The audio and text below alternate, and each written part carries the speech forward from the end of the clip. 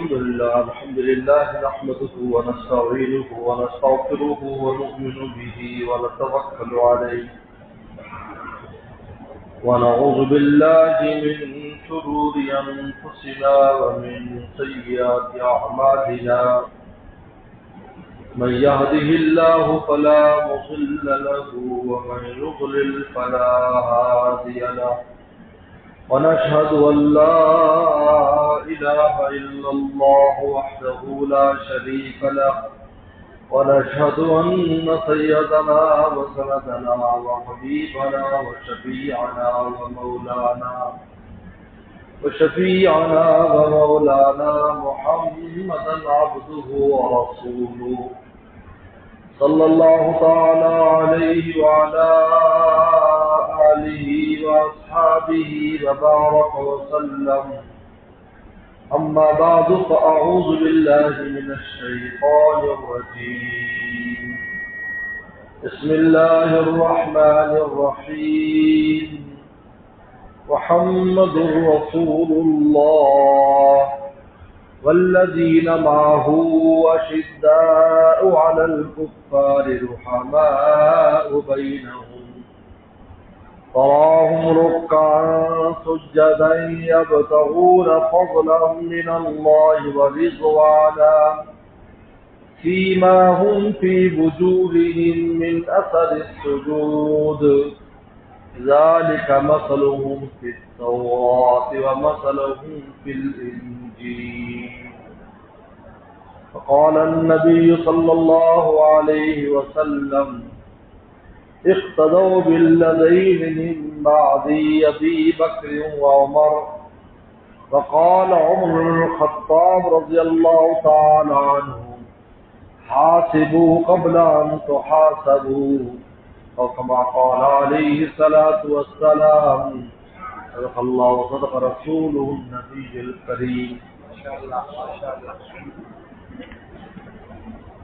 محمد صلی اللہ علیہ وسلم محمد کے جلوے کہاں پر نہیں ہے جو عالم میں چاہے جہاں دیکھ محمد کے جلوے کہاں پر نہیں ہے جو عالم میں چاہے جہاں دیکھ لیجئے نگاہ نبی کا اثر دیکھ لیجئے جو پتھر سے ان کو گوہر دیکھ لیجئے نگاہ نبی کا اثر دیکھ لیجئے جو پتھر سے ان کو گوہر دیکھ لیجئے آگرہ کا محل تاج کیا ہے آگرہ کا محل تاج کیا ہے حرم کے حسین و بام در دیکھ لیجئے میرے محترم بزرگ اور دوستو اللہ کے فضل و خاص سے اور اللہ کی عنایات کے ساتھ حج کا سفر مکمل ہوا آپ خود کے ساتھ واپسی ہوئی اور الحمدللہ ہر مقام پر اپنے لیے عزیز و اقارب کے لیے اولاد کے لیے دوست احباب کے لیے محبت کرنے والوں کے لیے پاکستان کے لیے اور امت مسلمہ کے لیے دعاؤں کی توفیق ہوئی حج کا سفر دراصل ہے ہی دعا کا سفر یا مانگنے کا سفر اس کا مزاج مانگنا ہے لوگ پوچھتے ہیں حضرت ہم تلاوت کر سکتے ہیں طواف کے دوران ہم فلاں چیز پڑھ سکتے ہیں صحیح کے دوران نہیں بھائی دعا کریں سب سے افضل دعا ہے اسی وجہ سے گداگرانہ لباس پہنا دیا دو کپڑے پہنا کر بڑے چھوٹوں کو برابر کر دیا کہ سب مانگو تو سب مانگتے ہو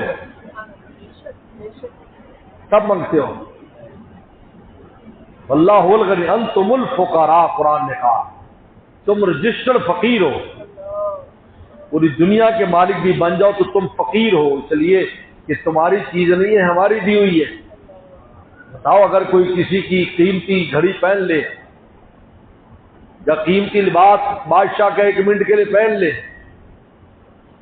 اور مجھے اور آپ کو پتا ہو کہ یہ مانگی ہوئی گھڑی ہے مانگی ہوئی گاڑی ہے مانگا ہوا تاج ہے ہم یہی کہیں گے بھائی اس کا تو ہے ہی نہیں یہ ویسے شیخی بکار رہا ہے اللہ نے فرمایا کہ تم سب فقیر ہو اس لیے کہ جو تمہارے پاس ہے ہماری عطا ہے ہم جب چاہتے ہیں واپس لے لیتے بادشاہوں کو گدا اور گدا کو بادشاہ بنا دیتے انتم الفقراء، تو فقیری کا لباس پہناتے ہیں. اس لیے کفن بھی یہی ہے، اسی طرح جاؤ، اسی طرح ہمارے دربار میں آؤ، شان بنا کے لے آؤ، ورنہ لوگ شان بنا کر جاتے. اگر کفن لازم نہ ہوتا تو امیر آدمی مرتا تو اس کو ٹھاٹ باٹ کے ساتھ دفن کرتے، اس کا لباس ایسا ہوتا. انہوں نے کہا نہیں، یہاں کسی کی نہیں چلے گی، یا اعمال کی چلے گی، کسی کی نہیں چلے گی، یہ عمل سے پہچانا جائے گا. یہاں کسی کی رشتہ داری نہیں ہے، یہاں کسی کو ہے جو تمہارے پاس تھا دنیا میں چھوڑا ہے، میری چیز تھی، اللہ پر میری چیز تھی، چھوڑا ہے، چھوڑ کے آؤ، لے کے نہیں آنا. بیوی کو تو گھر سے نکلنے کی بھی اجازت نہیں، تم نکل بھی نہیں سکتی، ادھر رہو، 4 مہینے 10 دن جا رہا ہوں. انتم الفقراء واللہ هو الغنی، اللہ غنی ہے. میرے دوستو، حضرت عمر رضی اللہ عنہ نے ایک بڑی عجیب نصیحت کی ہے. خلیفہ دوم حضرت امیر المومنین کا لقب جن کو سب سے پہلے ملا ہے، یکم محرم حرام جن کی شہادت ہوئی، 26 کو زخمی کیے گئے اور یکم محرم حرام کو ان کا انتقال ہوا. اور دعا مانگی تھی کہ اللہ مجھے شہادت بھی دے لیکن آپ کے شہر میں دے. اب سمجھ میں آتا بھی آپ کو شہر میں کیسے شہادت ملے گی؟ شہادت کے لیے تو سرحد پہ جانا پڑتا ہے. اللہ تعالیٰ کے لیے کچھ مشکل نہیں، اللہ نے وہی شہادت دے دی. مسجد نبوی میں زخمی کیے گئے اور شہید ہو گئے. یکم محرم حرام، یکم محرم الحرام ان کی شہادت کا دن ہے. اسلامی مہینے کی ابتدا حضرت عمر رضی اللہ عنہ کی شہادت سے ہوتی ہے، یہ یاد سے. لیکن اسلام کا مزاج ہے، شہادتیں اسلام کا قد اونچا کرتی ہیں، اسلام کا قد گھٹتا نہیں ہے. یہ پودا ایسا ہے، اسلام کا پودا ایسا ہے جو شہیدوں کے خون سے سیراب ہوتا ہے، یہ اس وقت بڑھتا ہے. یہ کفار کا اس باطل پورے عالم میں جو باطل عالم ہے اس کا خیال ہے کہ ان کی جانوں کو ختم کرنے سے ہم غالب آ جائیں گے. اللہ فرماتے ایسا نہیں ہے، ایسا شروع سے کوشش کر رہے ہیں. بڑے بڑوں نے شہادتیں دی، پیغمبر سلام نے خود تمنا فرمائی، اے اللہ میں آپ کے راستے میں شہید کیا جاؤں، پھر زندہ کیا جاؤں، پھر شہید کیا جاؤں، پھر 7 بار تمنا فرمائی، 7 بار. اور حالانکہ یہ اللہ تعالیٰ کی سنت نہیں ہے، سنت الہیہ نہیں ہے کہ ایک دفعہ ایک آدمی انتقال کر جائے، فوت ہو جائے،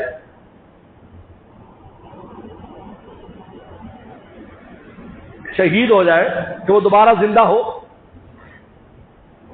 یہاں محدثین نے عجیب نقطہ لکھا ہے. ہمارے استاد مفتی ولی حسن ٹونکی رحمہ اللہ فرمایا کرتے 2 باتیں عجیب فرمایا. ایک یہ کہ خیر کے کام کی ایسی تمنا کرنا جو آدمی کے بس میں نہیں، یہ بھی نبی کی سنت ہے، اس پر بھی اجر ملے گا. خیر کا کام، یار میں ایسا کام ہو جائے، ایسا کر دوں. جس طرح اس شخص نے کیا، مشکات کی حدیث ہے کہ قحط پڑا ہوا تھا، لوگ بھوک سے مر رہے تھے، ایک راہب وہاں سے گزر رہا تھا اور اس راہب مٹی کے ٹیلوں کے اوپر سے گزر رہا تھا. انہوں نے کہا اللہ اگر یہ مٹی کے ٹیلے آٹا بن جائیں میں ان لوگوں میں تقسیم کر دوں. یہ تمنا کی، چلا گیا. ویسا تو ہونا نہیں تھا. تو زمانے کے پیغمبر پر وحی آئی کہ اس بندے کو جا کر بشارت دے دو، اتنا آٹا تقسیم کرنے کا ثواب اس کے کھاتے میں لکھ دیا ہے. خیر کی تمنا کرنے کا کتنا اجر و ثواب ہے. آپ مجھے بتائیں جو انسان کے بس میں خیر ہو تو اس کو کیوں نہ کرے گا مومن؟ اگر وہ نہیں کرتا جو آپ کے بس میں تو اس سے زیادہ بدنصیب مسلمان کون ہوگا؟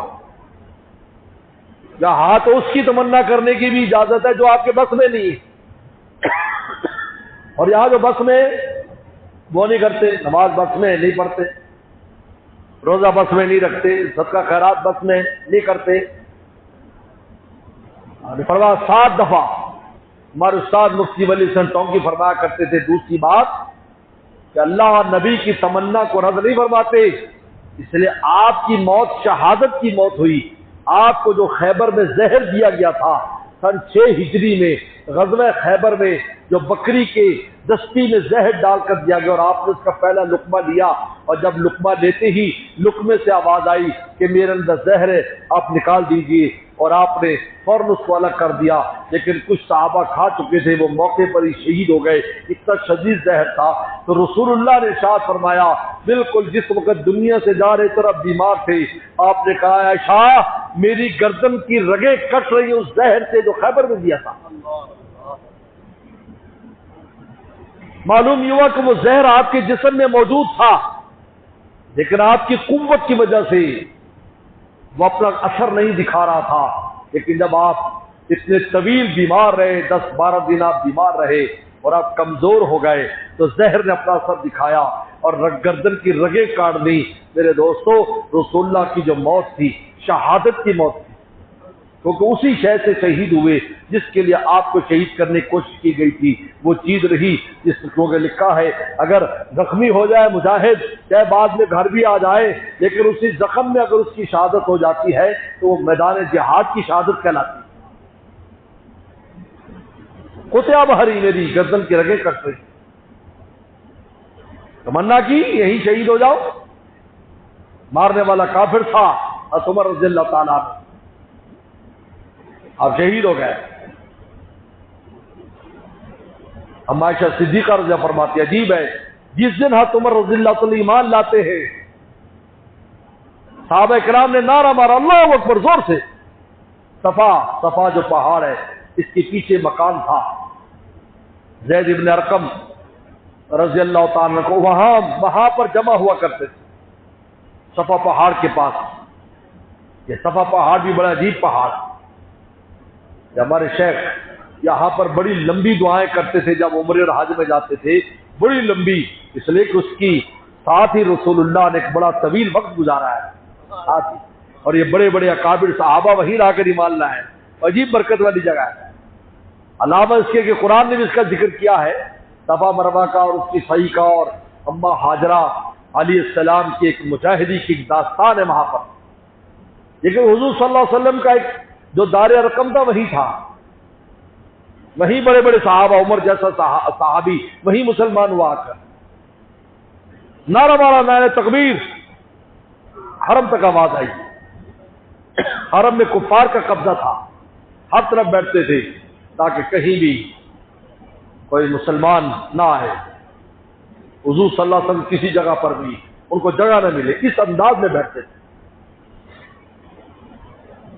اللہ کے گھر پر قبضہ کیا ہوا تھا، نعرہ مارا تو وہاں آواز آئی، کان کھڑے ہو گئے، پتہ کرو پتہ کرو، انہوں نے کہا کہ عمر مسلمان ہو گئے۔ یاد رکھو دو ہی شخص ایسے تھے مکہ شریف میں جن سے پورا مکہ ڈرتا تھا، ایک ابو جہل تھا اور ایک حضرت عمر تھے۔ ان کی عمر 35 سال تھی، اس قدر بہادر، اس قدر قوی کہ ان کا مقابلہ کرتے ہوئے ہر آدمی گھبراتا تھا۔ تو جب حضرت عمر مسلمان ہو گئے، آدھی طاقت ختم ہو گئی کفر کی، یک دم ختم، اور پہلی نماز مسجد میں ادا ہوئی، مسجد صفے بنا کر چلے، اور امیر حمزہ رضی اللہ تعالی ایک قطار کے سب کے ساتھ وہ تلوار ننگی لے کر، اور ایک کے ساتھ حضرت عمر، اس کی مجال تھی وہی سامنے آئے، وہاں نماز پڑھی، اذان ہوئی، وہاں نماز، حرم میں پہلی نماز ہوئی حضرت عمر رضی اللہ عنہ کے بعد۔ اللہ نے عجیب شخصیت بنائی، اور آپ نے مانگا تھا مراد نبی سے اللہ عمر کو، بعض روایات میں صرف عمر کہا، عمر کو اسلام کی توفیق دے دے، عمر کو اسلام کی توفیق دے دے۔ بس اللہ نے منتخب کر لیا، انتخاب ہو گیا یہ۔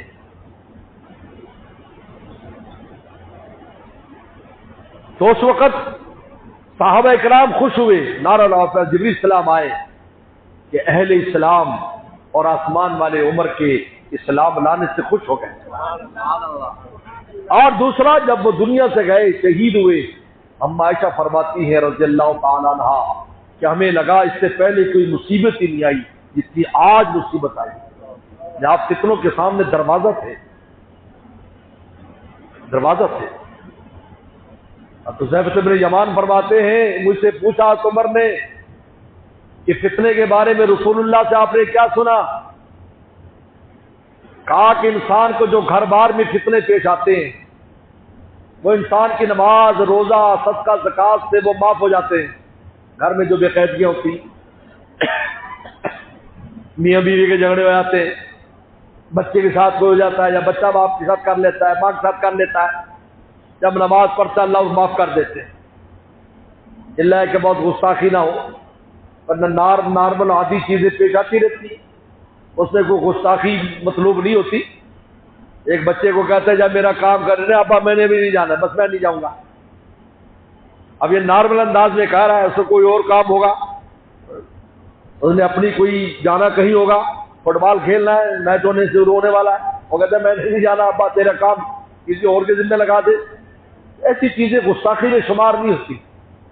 گستاخی ہوتی جو دل کے ساتھ کی جاتی ہے اور بدتمیزی کے ساتھ، نفرت کے ساتھ ہوتی، وہ گستاخی شمار ہوتی. ایسی چیزیں تو نارمل عادی، جس طرح عربوں میں قسم کھانے کے بعد واللہ واللہ باللہ واللہ باللہ، وہ قسم نہیں ہوتی. جب تک دل کے ارادے سے قسم کھائے گا تو قسم ہوتی. دونوں بڑا فرق ہے. تو فرمایا یکفرھا صلاۃ و صدقۃ و زکوٰۃ و صوم، یہ چیزیں معاف کر. میں نے کہا میں یہ نہیں پوچھ رہا. عمر نے کہا حذیفہ میں وہ پوچھ رہا ہوں جو فطرے ایسے آئیں گے جیسے سمندر کی لہریں، ایسے فطرے آئیں گے. انہوں نے کہا عمر کچھ فکر نہ کرو، آپ کے اور ان فطروں کے درمیان ایک دروازہ ہے جو بند ہے، مجال نہیں فتنوں کی کہ وہ آ بھی سکے. اچھا یہ نہیں پوچھا دروازہ کون ہے، یہ نہیں پوچھا، یہ پوچھا دروازہ ٹوٹے گا یا کھلے گا. انہوں نے کہا ٹوٹے گا. جب بھی ٹوٹے گا تو ٹوٹے گا. آپ نے فرمایا اس کا مطلب ہے کہ پھر بند ہونے والا نہیں ہے، کیونکہ جب چیز ٹوٹ جاتی ہے تو بند نہیں ہوتی، دروازہ ہی ٹوٹ گیا. تو حذیفہ بن یمان سے کسی نے کہا کہ کیا حضرت عمر جانتے تھے کہ وہ دروازہ خود ہے؟ فرمایا ایسے جانتے تھے جس طرح رات کے بعد صبح ہوتی ہے، ایسے جانتے تھے. ان کی ذات اللہ نے ایسے بنائی تھی کہ پورے عالم میں خواہ وہ اندر کے بدماش ہو یا باہر کے بدماش ہو، کسی فتنے کو سر اٹھانے کی ہمت نہیں. بلکہ اما عائشہ صدیقہ رضی اللہ عنہا عجیب بات فرماتی ہیں کہ غلبہ عشق اور غلبہ محبت میں جب پیغمبر سلام دنیا سے چلے گئے تو اتنی شدت محبت کی وجہ سے اتنا صدمہ اور غم ہوا، کیسے لگا کہ عمر کو کیا ہو گیا، دماغ ساتھ چھوڑ گیا. کہنے لگے تلوار نکال لی، آج جو کہے گا رسول اللہ فوت ہو گئے میں اس کی گردن قلم کر دوں گا، آپ آئیں گے واپس آئیں گے، آپ ایسے کر رہے ہیں. شدت غم کی وجہ سے، یہ شدت عشق اور شدت محبت ایسی بات کر رہے ہیں. لوگ سب خاموش ہو گئے. وسلم کا انتقال ہو چکا ہے، آپ دوسرے عالم میں جا چکے ہیں. سیدنا صدیق اکبر رضی اللہ تعالیٰ عنہ اور عمر کھڑے تلوار میں، عمر بیٹھ جا، بیٹھ، بڑے سے نائب رسول سے بیٹھ جا، بیٹھ. اس کے بعد فرمایا دیکھو جو اللہ کی بات کرتا ہے اللہ ہے، زندہ ہے، حج لا یموت، اور اللہ کے نبی صلی اللہ علیہ وسلم دنیا سے جا چکے، اللہ 2 دفعہ موت نہیں دیتے، اس راستے سے گزر چکے. تب ان کو یقین آیا. لیکن اما عائشہ کیا فرماتی ہے؟ اس شدت عشق اور شدت محبت کا جو غم تھا اور آپ نے تلوار نکال لی، کیا جو ایسی بات کرے گا؟ کہا کہ اس کے ڈر سے سارے منافق مدینہ چھوڑ کے بھاگ گئے. انہوں نے کہا بھائی پہلے تو تلوار نکالتا تو عمر کے اللہ کا نبی اجازت دیجئے گردن قلم کر دو، فرمایا نہیں چھوڑ دو. وہ آج کون کہے گا؟ وہ ڈر کے سارے بھاگ گئے کہ عمر تو پہچانتے یہ لوگ ہیں جو ایسی حرکتیں کرتے تھے آج تلوار کے نظر آ گئے، وہ سارے مدینہ چھوڑ کے چلے گئے۔ اما عائشہ عجیب حکمت کی باتیں فرماتی تھی کہ آپ کی اس بات سے جو شدت غم میں اور عشق اور محبت میں بات کہی تھی کہ جو یہ کہے گا رسول اللہ تم چلے گئے میں گردن قلم کر دوں گا، منافقین چلے گئے۔ جب فیصلے کا وقت آیا کہ آپ کا نائب کس کو بنایا جائے، اس وقت مخلصین ہی تھے، لہذا مخلصین نے ابوبکر صدیق رضی اللہ عنہ کے ہاتھ پر بیعت کر دی۔ اگر منافقین ہوتے شرارت ہوتی، تقسیم ہو جاتی، نعرے بازی ہوتی، منافق چھوڑ گئے نبوت کو، تو اس وقت پتہ چلا کہ بھائی اللہ کے نبی صلی اللہ علیہ وسلم کے جنازہ بھی ہو گیا اور ابوبکر صدیق ان کے مقام پر ان کو نائب اور خلیفہ بنا دیا گیا ہے۔ تب وہ چاہ کر مدینہ میں واپس آئے، پہلے ہمت کی۔ حضرت عمر کا کردار تو ایسا ہے، عشق اور محبت میں بھی اگر کوئی کام کیا ہے وہ بھی خیر کا ذریعہ بن گیا۔ عجیب بات ہے۔ ہمیشہ فرماتی تو فرمایا کہ مجھے ہمیں لگا کہ آج مصیبت ہے، آج مصیبت، جب عمر اور دنیا سے گئے مجال نہیں تھی کسی کی پورے عالم میں۔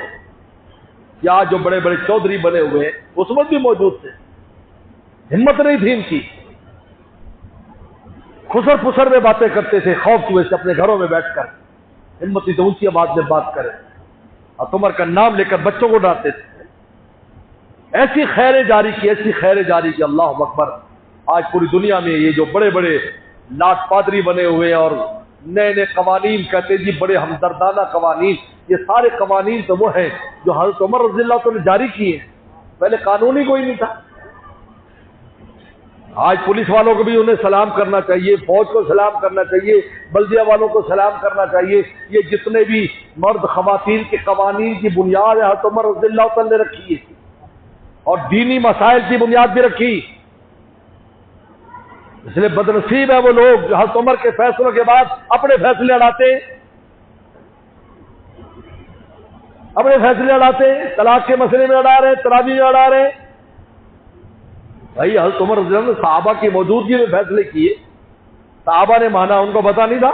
بتائیے آج تم اپنا دماغ لڑاتے ہو۔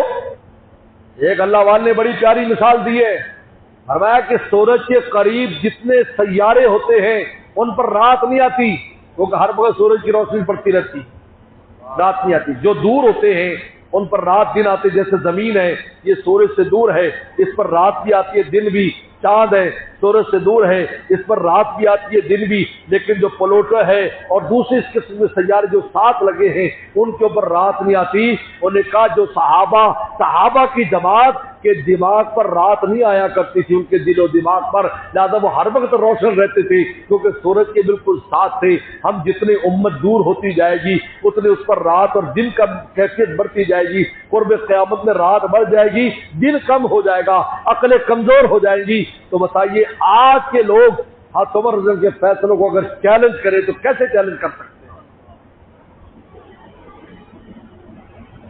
آج کس بات وہ عقل و فہم ہے؟ وہ تو رسول اللہ کو دیکھنے والے، ساتھ سے بیٹھنے وسلم کے مزاج کو سمجھنے والے۔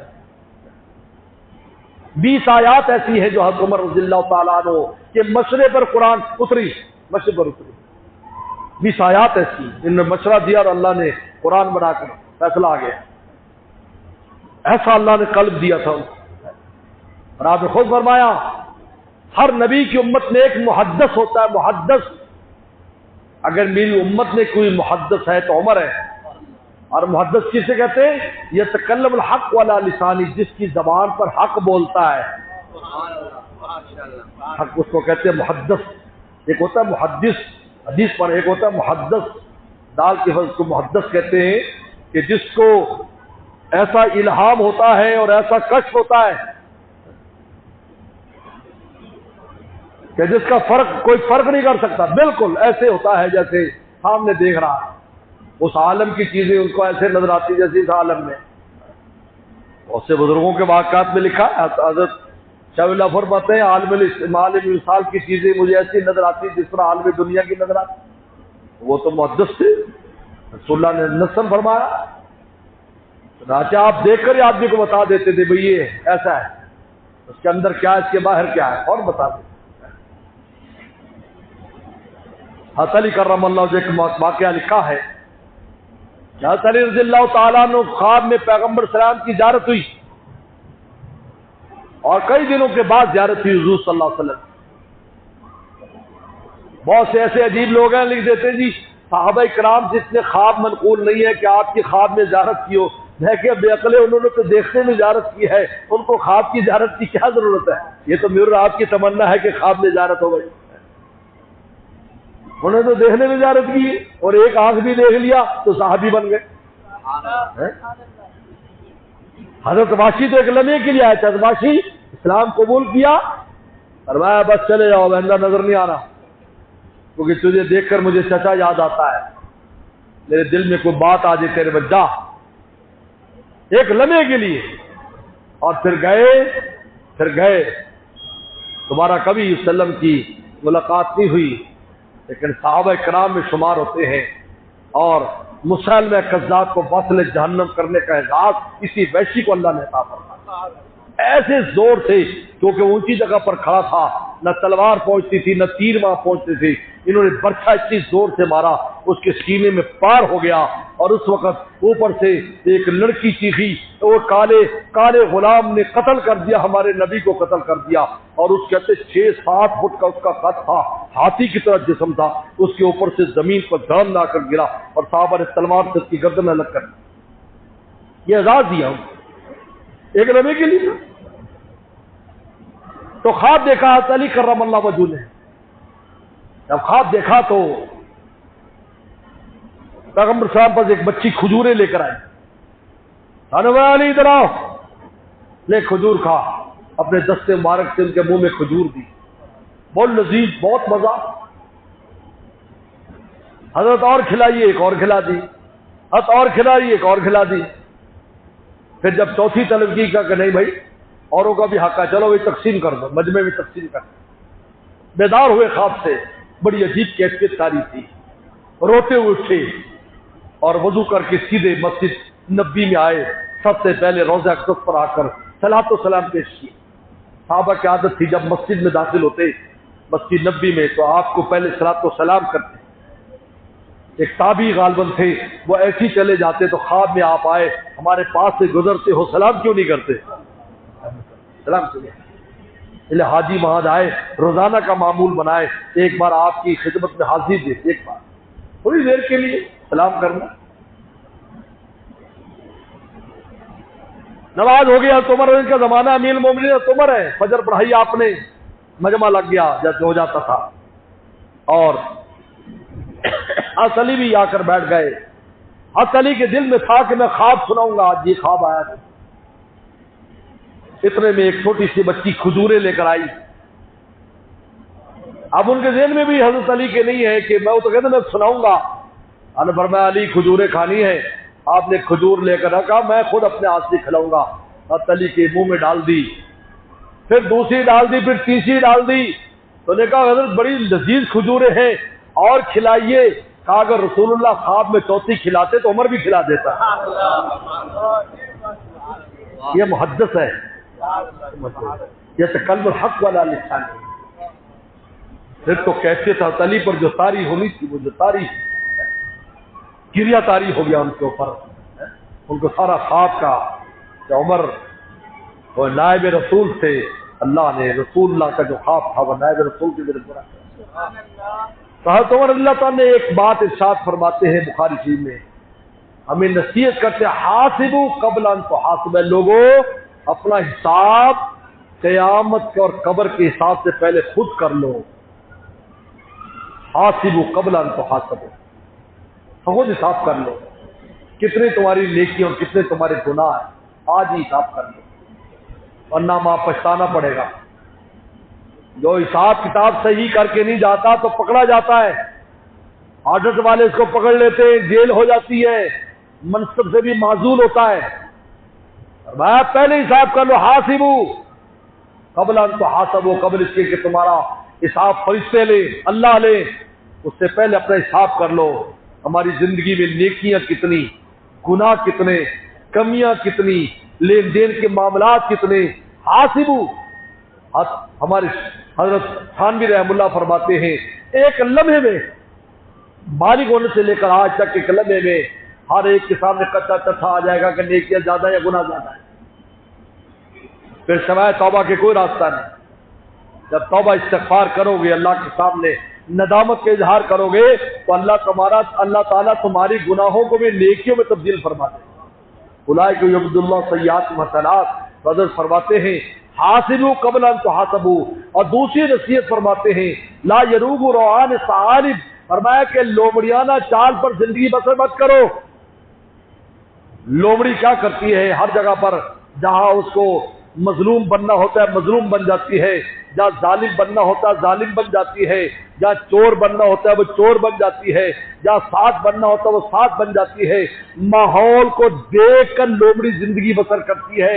فرمایا ولا یروغ روغان ثعالب، فرمایا یہ مومن کی شان نہیں ہے کہ وہ لومڑی بنے، ہر چڑھتے سورج کو سلام کرے، بلکہ وہ شیرانہ زندگی بسر کرے، شیر بن کر رہے۔ اس کو ماحول کی کوئی پرواہ نہیں ہونی چاہیے، زمانہ ہو خلاف فرمانا چاہیے، پیش نظر تو مرضی جانا نہ چاہیے، اس نظر سے جانچ کر تو فیصلہ، کیا کیا تو کرنا چاہیے، کیا کیا نہ چاہیے۔ بڑی اہم نصیحت ہے۔ آج ہم لومڑی بنے ہوئے ہیں، گیدڑ بنے ہوئے ہیں، اللہ نے شیر بنایا، مومن شیر ہے۔ ماحول کچھ کرتا بھی نہیں، ہمیں ماحول سے کیا بحث ہے؟ آسمان وہی ہے، زمین وہی ہے، مولا وہی ہے، رسول اللہ وہی ہے، قرآن وہی ہے، ہمیں کیوں لومڑی بننا ہے؟ لومڑی بننے سے جان بچنے والی نہیں ہے۔ شیر کو جب بھی غصہ آتا ہے لومڑی کو کھا جاتا ہے، جو لومڑی اس کے لیے شکار تلاش کر کے دیتی ہے اسی کو کھا جاتا ہے۔ جب مسائل مشکلات آتی ہے کوئی بچنے والا نہیں ہے، لیکن شیرانہ زندگی بسر کرے گا، ایمان اور یقین پر اگر زندگی بسر کرے گا، موت بھی نفع میں، زندگی بھی نفع میں، دونوں میں نفع۔ موت بھی نفع میں، اگر موت نفع میں نہ ہوتی تو عمر رضی اللہ تعالیٰ شہادت کی تمنا کیوں کرتے؟ پورا عالم مستفید ہو رہا ہے، وہ تمنا کر رہے ہیں اللہ عمر کو شہادت دے دے، اپنے بلد حبیب میں دے دے۔ معلوم ہوا کہ مومن کے لیے موت بھی راحت کا ذریعہ، زندگی بھی راحت کا ذریعہ ہے۔ زندگی ہے تو اعمال میں اور نیکیوں میں اضافہ ہوتا رہتا ہے، اگر موت ہے ساری مسائل مشکلات سے جان چھوڑ کر اللہ کے پہلو میں چلا جاتا ہے اور جنت کی ہواؤں میں چلا جاتا ہے۔ لہذا ولا یروغ روغان ثعالب، فرمایا کہ لومڑیانہ زندگی بسر مت کرو، شیرانہ زندگی بسر کرو۔ وآخر دعوانا ان الحمدللہ۔